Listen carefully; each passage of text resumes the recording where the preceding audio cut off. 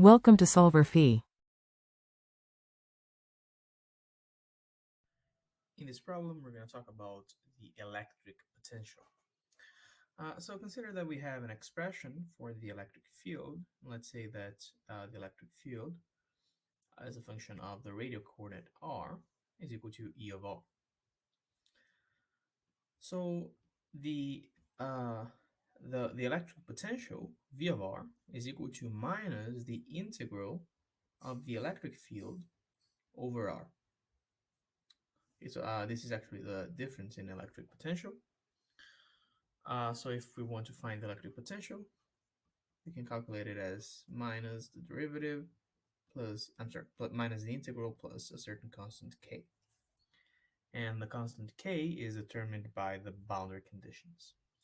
And in our problem, we have a spherical shell that produces, a charged spherical shell that produces an electric field that is given by the following formula. So inside the shell, the electric field is 1 over 4 pi epsilon 0 times QR over the radius of the shell cubed. This is inside the shell. And outside the shell, the electric field is 1 over 4 pi epsilon 0 times Q over R squared. This is outside the shell. And our goal is to find uh, the value of the electric potential both outside and inside the shell, given that the boundary condition is that V of R going to infinity is equal to 0. Okay. So I'm going to start with calculating V outside the shell. So V is minus the integral of the electric field, that's 1 over 4 pi epsilon 0 q over r squared dr,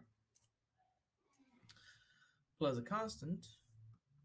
So this is minus 1 over 4 pi epsilon 0 q over r plus constant. Now notice that when r goes to infinity, this first term goes to 0.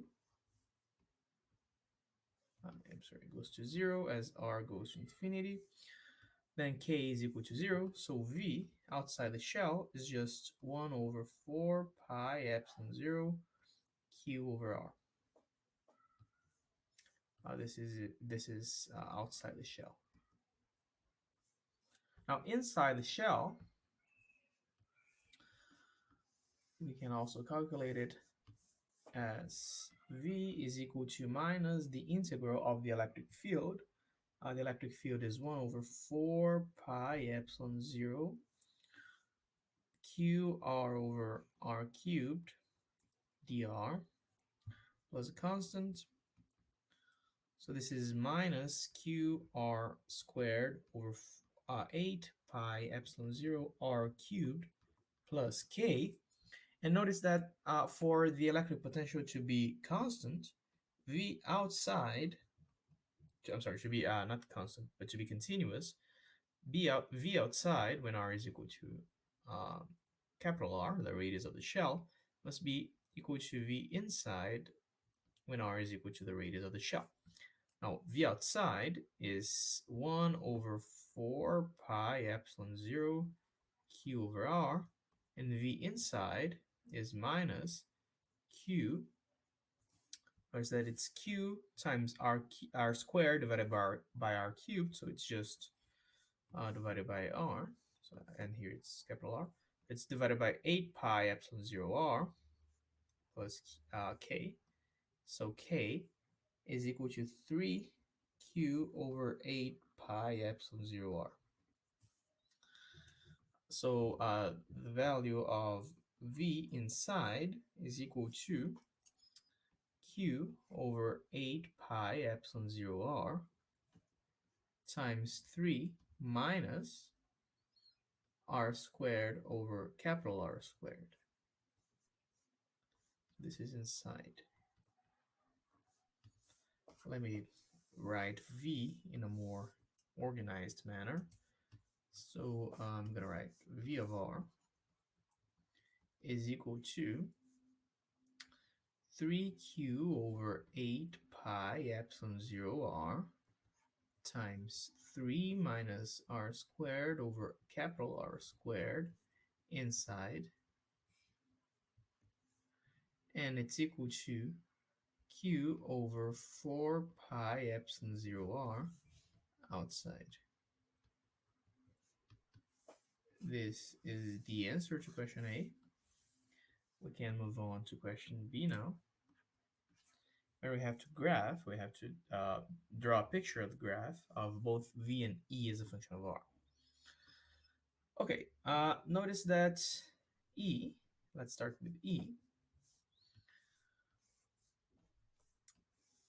E starts as a linear function of R, and it starts at 0. Notice from here that when R is equal to 0, E is equal to 0, and then it grows as a linear function until it reaches R equals capital R. Okay, so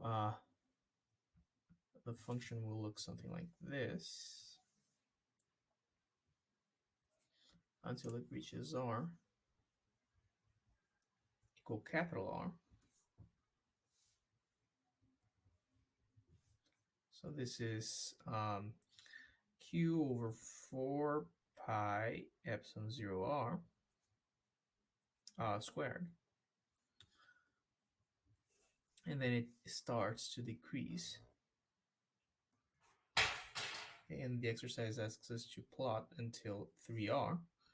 And when r is equal to 3r, this is equal to q over 36 pi epsilon 0 r squared. Okay, now we can plot v. Okay, E and R.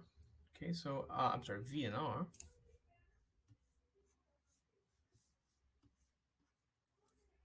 Okay, notice that V starts to fall, to decrease as a parabola.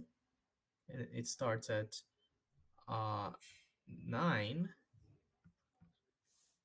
Actually, I'm sorry, there's something wrong here. Notice that there should be no 3 here. I wrote this wrong. Sorry for that. But notice that V is, it starts with Q over 8 pi epsilon 0 r times 3. So 8 pi, I'm sorry, 3q divided by 8 pi epsilon 0 r.